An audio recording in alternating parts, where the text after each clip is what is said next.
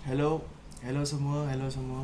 So hari ini saya kembali dengan sebuah lagi tajuk untuk anda semua.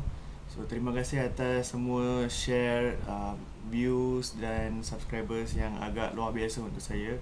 Mungkin biasa untuk beberapa orang lain tetapi agak luar biasa untuk saya. So terima kasih atas sokongan semua orang. Alright. So hari ini saya akan berbual mengenai bagaimana membaca ni mengubah hidup saya. Alright. Okay. So saya membaca mulai dari usia yang muda. Dan saya masih ingat lagi bapa saya membeli buku RM2, RM3. Saya pernah membaca pelbagai buku yang berat dari umur yang muda. Tetapi saya keputusan saya yang cemerlang tu, saya tidak rasa membaca buku luar daripada buku teks, buku aktiviti tu memberi kredit, perlu diberi kredit. Alright. Sebab masa tu memang banyak buku aktiviti dan kerja rumah semua saya siap lepas balik ke rumah. Pukul 4, pukul 5 dah siap. Okay. So dari usia muda saya dah diberi penekanan atau uh, emphasize untuk membaca buku-buku penting atau non-fiction.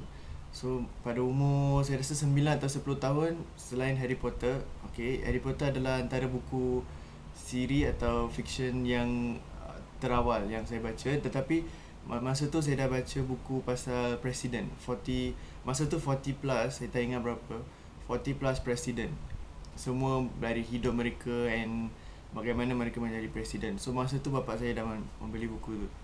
So kita punya pemikiran dia diubah dari umur muda walaupun kita tidak tidak nampak dengan solid dengan jitu. Alright.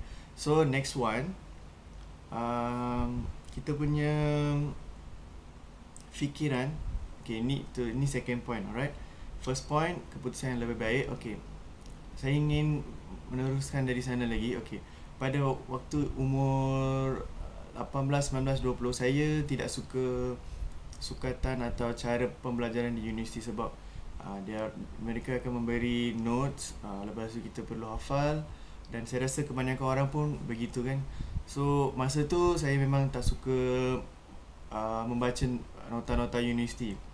Dan saya masih ingat lagi pada umur 21 saya rasa, 21, 22 saya berjumpa seorang kawan British.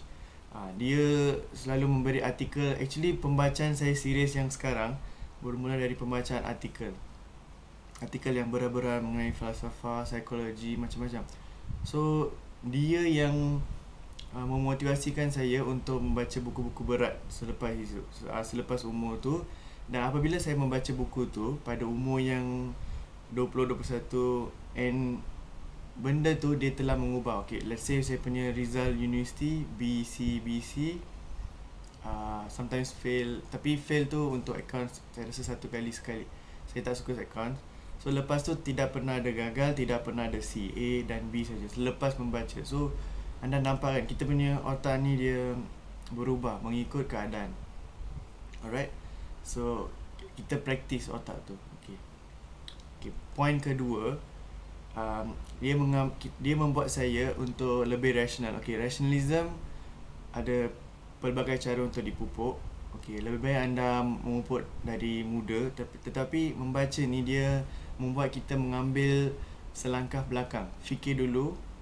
Apabila orang lain semua marah, okay, bawang dulu, marah dulu, kutuk dulu, kita fikir tak, kebenaran tu mesti ada A dan B, positif dan negatif, semua tu kan. Okay, so kita fikir dulu siapa salah, siapa betul, ataupun adakah orang yang salah. So semua tu. Okay. Okay, itu nombor 2. Nombor 3, keputusan yang lebih baik. Alright. Mengubah paradigma dunia. Okay, dia mengubah paradigm of the world. Alright. So macam mana kita tidak personally, okay, ini saya ceritakan dari pengalaman peribadi saya. So bagaimana saya tidak tertarik dengan pola pemikiran masyarakat awam atau biasa mengenai politik, mengenai ekonomi, bagaimana kita tidak faham dunia kapitalisme mengubahkan manusia atau dunia kapitalisme ni menyusahkan pekerja. Mungkin ada, kalau kita membaca, kalau membaca ni dia akan buat kita, for example, anda penyokong sosialisme, tetapi kalau membaca anda perlu faham apakah kebaikan kapitalisme, apakah benda yang baik kita boleh extract daripada kapitalisme. So ini semua agak penting untuk kita fokus apabila kita membaca dan aplikasikan membaca tu untuk perkara atau pengalaman dunia. Alright. Yang seterusnya, menjana pendapatan. Okay, dan juga membaca ni memberikan saya peluang untuk syarikat pertama saya yang berjaya. Sebelum ni saya pernah buat pelbagai syarikat, dan masa universiti pun saya dah mula berniaga, tetapi tidak berkekalan. Tetapi pada waktu kini saya sudah ada syarikat buku yang agak membesar, The Bibliophile. Okay, kalau anda follow saya punya YouTube, nama yang sama, anda boleh try dekat Insta, Facebook. Alright. Dia peniaga ini juga yang memberikan saya bagaimana rasanya 10,000 sebulan, revenue of 10k. So buku ni memang agak addiktif apabila anda baca, dan kemudian anda cadangkan kepada orang membeli. Masa tu dia merasa macam sesuatu yang tidak boleh dibeli. Saya pun tak tahu macam mana nak ceritakan, tetapi saya akan buat satu video kenapa saya pilih buku untuk jual. Kenapa tak jual, macam saya pun ada jual kopi, pulut mangga and all that. Kenapa tak jual benda lain? Kenapa tak jual stocking ke, okay kan? So baru-baru ni pun ladies wear boleh jana 900%. So kenapa kita jual buku? Alright. Seterusnya, menjelajah dunia. Actually belum lagi dunia, belum lagi level tu.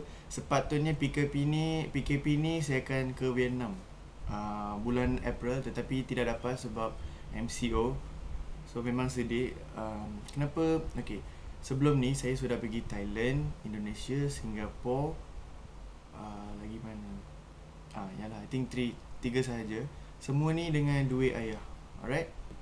Dan buku, dengan membaca buku, saya dapat menjelajah ke Indonesia, ke Jakarta actually, specifically Jakarta, setiap sebulan atau paling maksimum 2 bulan. Tapi sekarang MCO, saya tak dapat pergi. Dan antara sebab kenapa saya selalu pergi ke Jakarta adalah untuk membeli buku Indonesia. Dan kebanyakan pembaca saya memang suka buku Indonesia. Alright. Okay. So cuba bayangkan seorang yang tak pernah travel ke negara lain, negara luar, negara asing. So sekarang dengan buku saya ada alasan, duit dan modal sedikit untuk pergi ke luar negara. Alright. Dengan membaca, saya mengenali pelbagai manusia dan kawan-kawan, abang, adik, kakak yang sangat baik. For example, followers atau kawan saya di Facebook pun boleh kata antara kebanyakan. Dulu ada juga aktiviti lain sebagai football manager and all that. So sekarang kebanyakan mereka adalah pembaca, dan saya pun fokus kepada pembaca. Right? Dan pelbagai circle. Apabila anda nak membaca, anda perlu dikelilingi oleh pembaca yang aktif, dan bukan pembaca yang dia baca sebulan, dia tinggalkan 5 bulan, lepas tu dia baca semula. Alright. Dan okay, kita dah hampir habis. Alright. So sesuatu membaca ni adalah sesuatu bidang yang saya boleh berbakti. Okay. Semua orang ada perangai hidup, makna hidup kan. Okay. So for me saya rasa kita perlu membuat sesuatu yang orang lain suka kita buat. Okay, dia ada pelbagai faktor, pelbagai cara untuk kita berbakti untuk dunia. Dan saya rasa kalau orang suka kita membuat something dan kita pun membuat tu, dia akan jadi perangan hidup atau makna hidup yang kuat. So buku ni, saya jual buku, saya membaca buku, dan benda ni jadi macam sesuatu chunk of my life yang tidak boleh diubah. Waktu saya muda, I think last 2-3 years, dua-dua ibu bapa saya selalu menyuruh saya kerja dengan kerajaan atau swasta. Tetapi saya kata saya tak boleh, dan memang tak boleh last long dengan semua company swasta yang saya pernah kerja. And then kerja dengan orang yang jual buku, kerja dengan syarikat buku pun saya tak dapat jual agak lama. So memang berniaga buku ni sesuatu bidang yang saya boleh berbakti. Dan saya nampak sesuatu yang saya nampak, mungkin ada orang yang boleh pick rare books, dia jual rare books, historical books, dia jadi specialist in historical books. Tapi saya nampak macam saya ada satu capability untuk budayakan membaca. Saya jual pelbagai jenis buku dan saya memang sifatnya generalistic, dan saya rasa saya ada copywriting skill yang baik mengenai buku. So saya boleh menaikkan pembaca di Malaysia as a early stage lah. Alright. Dan yang last kali, kalau saya tak kata saya pandai bercakap atau pandai berpidato seperti ahli politik, tetapi boleh kata dia menolong perkataan vocab atau kosakata, right? Macam saya terfikir, okay, vocab ni apa? Malay, kosakata, okay. So benda-benda ni dengan membaca, di confirm